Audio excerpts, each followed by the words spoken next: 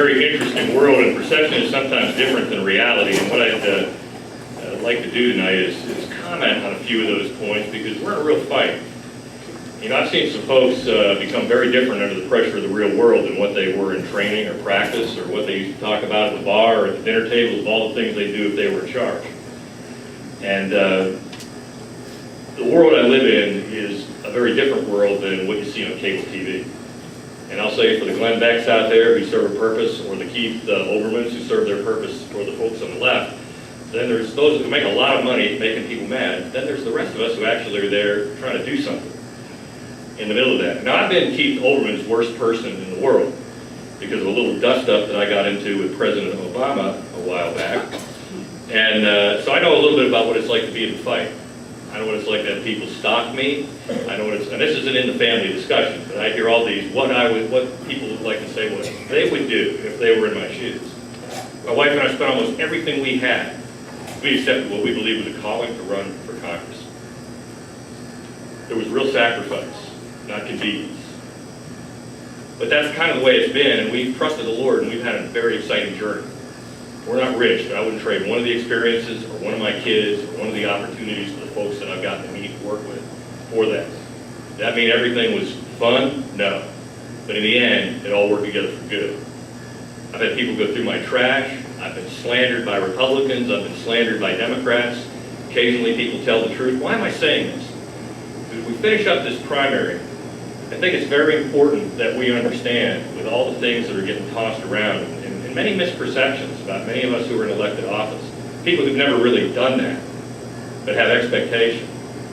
I'm not saying it from a position of pride, but one of humility. I want to share from the bottom of my heart. When we walk into this fight, we've got to be shoulder to shoulder and arm in arm. We've got to be in formation and ready to go, and pulling together, and not second guessing one another. And the reason that I say that is the stakes are so high. I gave a speech on Wednesday that you can watch on our YouTube channel, on our website. Just Google me. I don't need to give you the link, and you can find it. Speaking to the issue of the court overturning the National Day of Prayer. I think about issues of speech, the issues of the freedoms that we share, and the opportunities that we have, and it comes down to these questions of perception. And elections matter, and participation matters. And I'll tell you a little about the issues we're dealing with now, some of the challenges I think that's very important for us as we're walking through the next month and the next several months after that, and then finally how we get to the top of the hill. The first thing I want to do is commend your teamwork very much, and for that I am deeply, deeply grateful. To see this many people here on a Friday night, to see what we've accomplished together from the times way back, the folks who started in the generation before us working hard, carrying on county by county. We've seen our counties come together. We had 200 people in Mason County at a Lincoln Day dinner.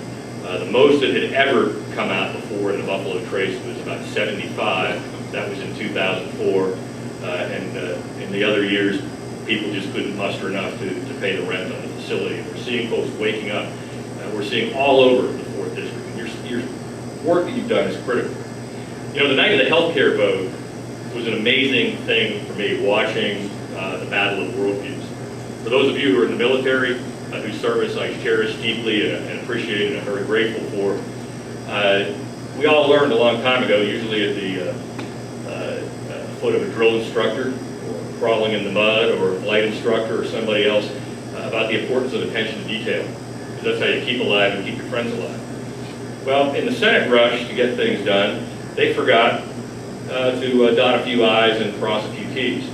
You know, I agree with the statement about having a lot of time to consider the bills. In fact, I believe we should do things incrementally and not with mega bills, because whenever you're doing anything really big, it generally doesn't work. In this particular case, I was on the floor the Saturday before the vote because we got the reconciliation package at midnight Friday. 3 a.m. staff picked up, we do actually read the bills in my office. Staff picked up an error that through leaving out a clause in a sentence, the entire active duty military force and all of their dependents, 9.2 million people, were written out of the TRICARE health system and no longer qualify for minimal essential coverage. So yours truly, it was my job to manage the bill for the Ways and Means Committee on the floor the next day with Ike Skelton, the chairman of the Armed Services Committee, a Democrat from Missouri, and who also voted against the health care bill, to put the language back in and to make sure that it was corrected so that our service members weren't going to get sucked into the political maelstrom of what was going on, because there were enough issues that we're dealing with right now in our national security situation. Next night I gave my speech. I honestly didn't know what I was going to say, because I thought, what can I say that hasn't been said? And I was sitting in the back of the chair, floor in a chair contemplating this, and the words came to me, and I ran back into the cloakroom to type them up so that I could see if my glasses fell off. And basically, I described the heaviness of my heart, the dismay that I felt as we embark on a headlong rush towards socialism, sacrificing liberties that were bought at such a high price by the young brethren now, those of us here who served, the generations before us who served, and sacrificing it on an altar of political expedience. We liberated Europe. They did not. We liberated ourselves from Europe. And my personal goal was to make sure that we don't become Europe at the end of the day. When I gave that speech, I went back and sat down and watched the rest of it, the debate very intently with my good friend Sam Johnson, who I've grown quite close to over the last few years. He was a POW in Vietnam for 7.5 years. Shared a cell with John McCain. And if you saw his hands, you'd understand what the word torture really means for those who think they have troubles in their lives. And along the way, some interesting things happened. I was so excited to see 40,000 people out in the Capitol grounds. That was exciting to us, because I have to tell you, in 2005, and 2006, and 2007, and the better part of 2008, it was a long and lonely walk. I was in behind closed doors arguments with my own leadership. I was face-to-face on the floor dealing with liberal leadership. I had people back home saying I had become a liberal. And I'm sitting here thinking, what's this all about? And I remember Mike Pence grabbed me and said, Geoff, let's go out on the balcony. We're cooking something up right now. He and Tom Price put together something before the first Alton. And there were about 35,000 out there that day. I was stunned. It was like adrenaline to see that people were waking up across the country. And that's what they had begun to do. But we can't stop. It's not like being in a football game where you cheer and you let it all go and everything, and then feel that you've done your part and then it's up to other people. We got to get dirty. I learned a long time ago when I became a ranger, you can't avoid getting in the mud. It's just going to happen. And you're going to smell bad, and you're going to be sore in the morning, and you're going to be tired and wish you were somewhere else, and you get mad at the people next to you, but you still got to keep pulling them forward and working together. And I'm not saying this to be a talk like your dad. I'm saying it because I've been through two of the toughest campaigns in the last 10 years in this country. I've had $12 million spent against me. And I know for the people who stood with us on that fight, who were really there, on the ground, door to door, doing the phones, you all know what I'm talking about in that time. Because the media is not our friend. The left is not our friend. Liberal academia is not our friend. They exist largely because of the good people of Heartland who pay their taxes and go to work in the morning, and those who serve in the military to provide the freedom of speech for anybody to say anything they want to say. Well, let me give you a description of my world. You see, I was pretty fired up with all these folks that had come in, real patriots. I didn't see any of the incidents talked about on national television or in the news of the death threats and the racist epithets and the spitting and stuff like that. I guess I got spit on because I was up close to about 500 people who were cheering me with wearing my Gadsden flag lapel pin, and we're telling them we're doing everything we could to beat that thing. And I got a little bit of DNA on me when you're that close to that many screaming people that happens.